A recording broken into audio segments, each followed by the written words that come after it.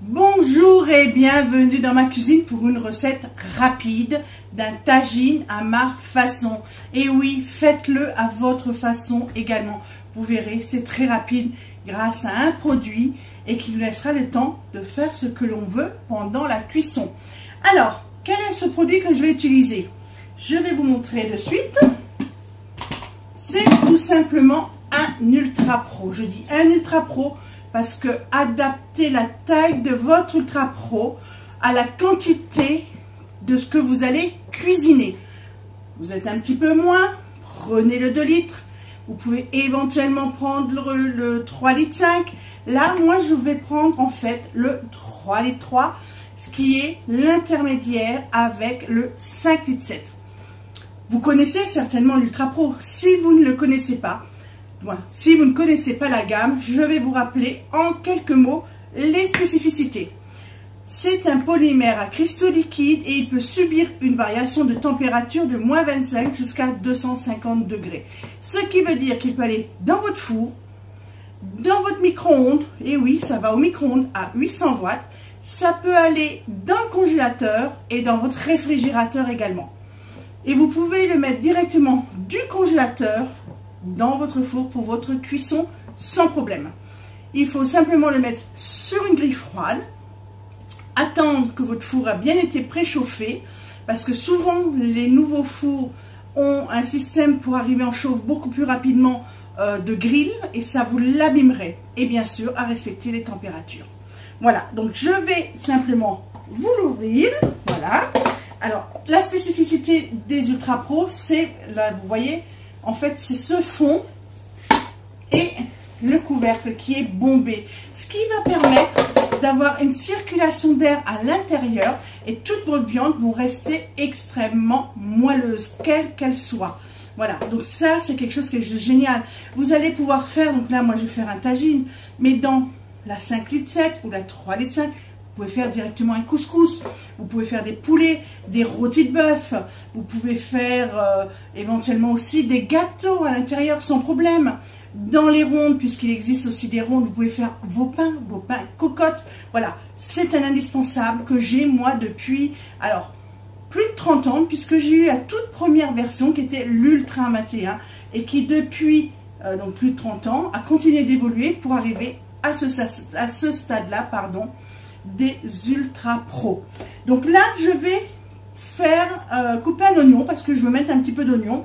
Et pour cela, je vais utiliser la Mando Junior, vous voyez, qui ne prend pas de place, qui peut se suspendre, voilà, comme moi je les ai habituellement juste derrière là avec la Mando Wrap et la Speedy Mando, ou être glissée simplement dans un tiroir. Elle a un joint anti-dérapant en caoutchouc et elle a 3 épaisseurs de lame et il suffit simplement, alors je vais mettre comme ça, vous verrez peut-être, vous voyez, d'actionner en dessous pour ouvrir 1, 2, 3.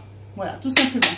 On pense bien sûr à la refermer de suite dès qu'on ne l'utilise pas pour ne pas risquer de se couper ou si un enfant passe derrière et y met la main. Bien sûr, pour la sécurité, on a un bouton poussoir. Donc, on ne risque strictement rien. Donc, je vais couper mon oignon. Donc, vous voyez, j'ai un oignon que j'ai déjà épluché. Je vais simplement le prendre, le piquer sur les pics, ce qui va faire remonter le bouton poussoir. Je vais me mettre en position 1, tout simplement. Et pas besoin de prendre de récipient. Et vous voyez, je vais me mettre comme ça. Hop, je vais me tourner. Ce qui me permet de tenir et l'Ultra Pro et aussi la Mando Junior. Et je vais tout simplement, voilà, faire comme ceci. Et de temps en temps, je vais tourner. Voilà. Pourquoi? Pour qu'il reste toujours bien droit et qu'il ne parte pas en biseau. Et vous voyez, là, je suis dans la rigole et ça ne peut plus bouger. Et je finis. Voilà. Et mon oignon est fait. Donc, je vais enlever juste la fin. Et voilà, ça me suffit comme ça. Bien sûr, comme je vous disais, je referme de suite pour pas me couper. Et si quelqu'un passe derrière moi, risquer de se couper en mettant.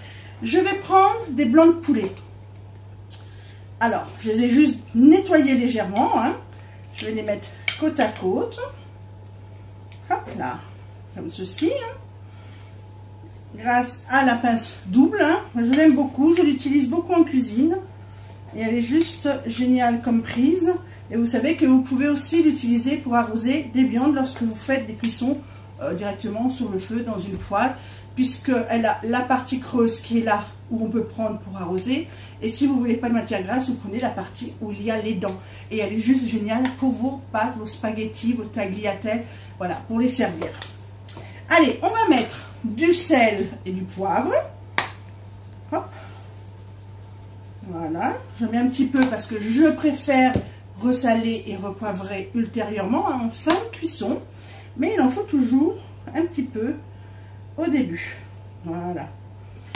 Je vais mettre aussi, grâce à ma petite râpe qui est dans l'extension du Clic Série, donc il n'est plus, cette extension n'est plus au catalogue actuellement, mais en pièces détachées, hein. Et vous savez que moi je l'aime beaucoup, donc je vais mettre un petit peu de zeste en fait de citron, hein, parce qu'on veut voyager avec de bonnes saveurs. Voilà. Donc bien sûr, c'est l'époque des citrons, on est dans le sud, on en a souvent dans nos jardins, donc n'hésitez pas à les utiliser, hein, bien sûr, hein. Voilà. Allez, hop là. Et vous voyez, regardez, tout est là. Bon, une grande partie, hein, parce qu'il y en a qui tombent aussi dedans. Et on fait attention de ne pas prendre justement le blanc, parce que c'est l'amertume du citron. Et on récupère. Voilà, alors j'ai peut-être même, vu la quantité, en mettre un deuxième. Hein. Alors parce que moi j'ai bien sûr réadapté à nouveau au vu de la quantité. Hein.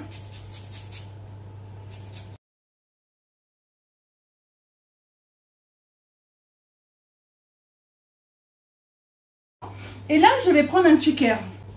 Alors je vous dis régulièrement, les shakers ne sont pas faits que pour faire vos sauces vinaigrettes. Utilisez-les comme contenant. Bien sûr, pour faire des préparations de sauce ou de pâtes, c'est tout à fait pratique. Même un cocktail, sans problème, hein, dans votre cuisine. Hein. Un milkshake également. Hein. Voilà, on peut faire énormément de choses avec. Alors là, j'y ai mis de l'eau. J'y ai mis 400 ml d'eau. Et je vais mettre en fait du ras el hanout. Donc, je vais mettre 2 fois 15 ml de ras el hanout que m'a ramené une amie directement de chez elle. Voilà, donc j'en mets pas plus parce que bon... il est quand même assez relevé et après il faut quand même qu'on puisse manger justement le tagine. Donc vous avez un couvercle, vous savez que dans le couvercle il est gradué, il peut vous servir aussi de mesure. Bien sûr vous allez fermer le shaker position ouverte.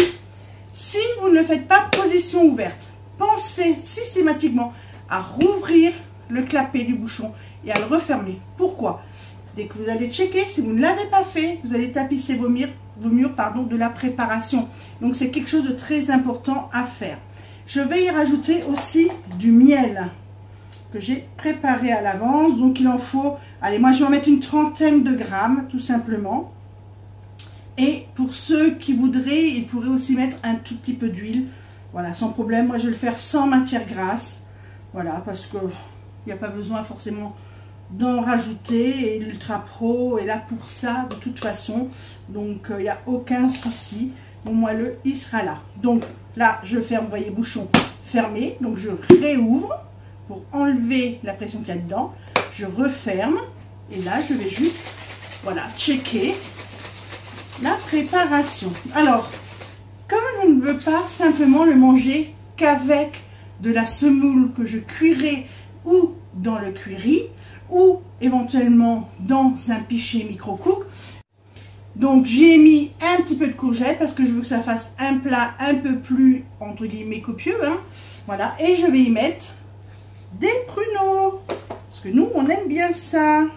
Voilà, et là la recette est finie puisque je vais simplement arroser le tout, voilà, de ma préparation. Voilà. Je vais refermer le couvercle. Et alors, vu la quantité, je pense que ça va partir pour, aller minimum 35 minutes à, voilà, 45-50 minutes. Mais je vérifierai la cuisson, bien sûr, au préalable, hein, parce que Là, c'est une plus grosse quantité que ce que j'avais prévu de faire au départ. Bien sûr, je vous montrerai le résultat en fin de cuisson, comme d'habitude. Si vous aimez cette recette, n'hésitez pas à liker, c'est juste génial. Ça m'encourage aussi à continuer à vous faire justement des vidéos et à vous montrer d'autres choses, tout simplement.